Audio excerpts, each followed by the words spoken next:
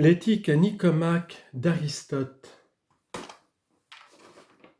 Livre 7e, chapitre 12. D'ailleurs, je conviens avec tout le monde que la douleur est un mal et qu'il faut la fuir. Tantôt elle est un mal absolu, tantôt elle n'est qu'un mal relatif, parce qu'elle nous fait obstacle en certaines choses.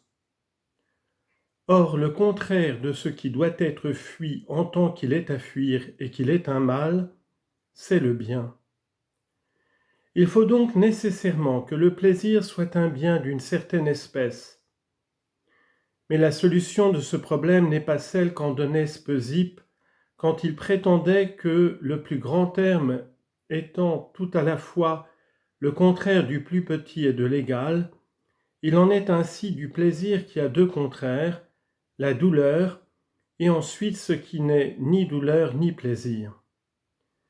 Car Speusippe ne va pas sans doute jusqu'à dire que le plaisir soit une sorte de mal, mais il est très possible qu'il y ait un certain plaisir qui soit le bien suprême, quoiqu'il y ait plus d'un plaisir qui soit mauvais, de même qu'il peut y avoir aussi une science qui soit la science suprême, bien qu'il y en ait quelques-unes qui soient mauvaises.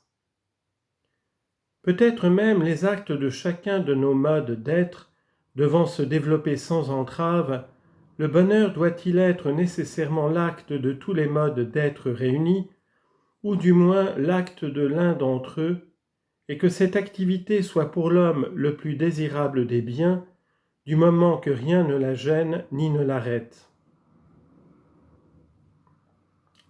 Or, voilà précisément le plaisir. Et par suite, un certain plaisir pourrait être le bien suprême s'il était le plaisir absolu, quoique d'ailleurs beaucoup de plaisirs soient mauvais. C'est là ce qui fait que tout le monde croit que la vie heureuse est une vie de plaisir et qu'on entremêle toujours le plaisir au bonheur. J'avoue même que ce n'est pas sans raison.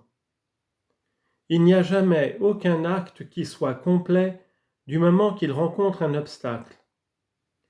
Mais le bonheur est quelque chose de complet. Et voilà comment l'homme, pour être vraiment heureux, a besoin des biens du corps et des biens extérieurs, des biens même de la fortune, pour qu'en tout cela aucun obstacle ne vienne l'arrêter.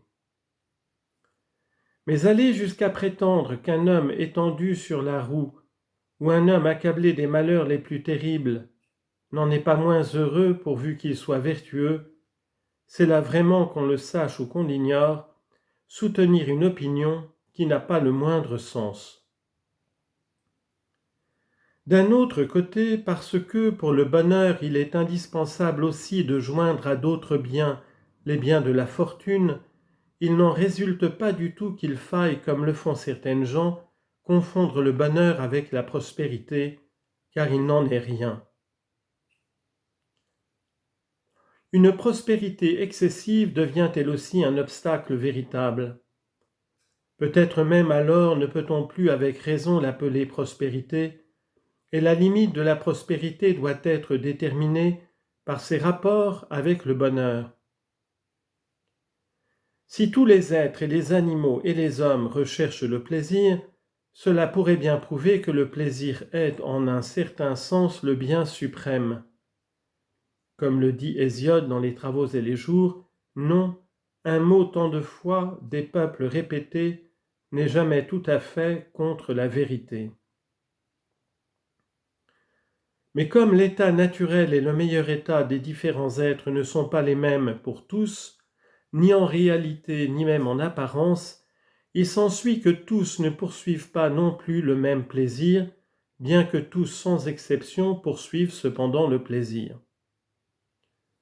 Peut-être aussi ne poursuivent-ils pas précisément le plaisir qu'ils croient poursuivre et qu'ils désigneraient au besoin s'ils n'avaient à le nommer, et peut-être au fond, guidés naturellement par cet instinct divin qu'ils ont tous en eux, ne font-ils que rechercher un plaisir identique.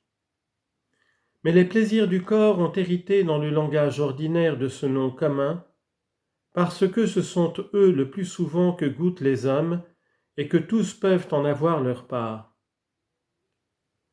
Comme ce sont là les seuls plaisirs qu'en général on connaisse, on s'imagine que ce sont aussi les seuls qui existent. On voit clairement encore que si le plaisir et l'acte qui le procure ne sont pas des biens, il ne sera pas possible que l'homme heureux vive avec plaisir. Et en effet, comment pourrait-il avoir besoin du plaisir si le plaisir n'est pas un bien ? Mais se peut-il que l'homme heureux vive en même temps dans la peine ? Et si la peine n'est ni un mal ni un bien, du moment que le plaisir non plus n'est ni l'un ni l'autre, alors pourquoi le fuirait-il ? Il en résulterait que la vie de l'homme vertueux ne donne pas plus de plaisir que celle d'un autre, si l'on admet que les actes auxquels il se livre n'en donnent pas non plus davantage.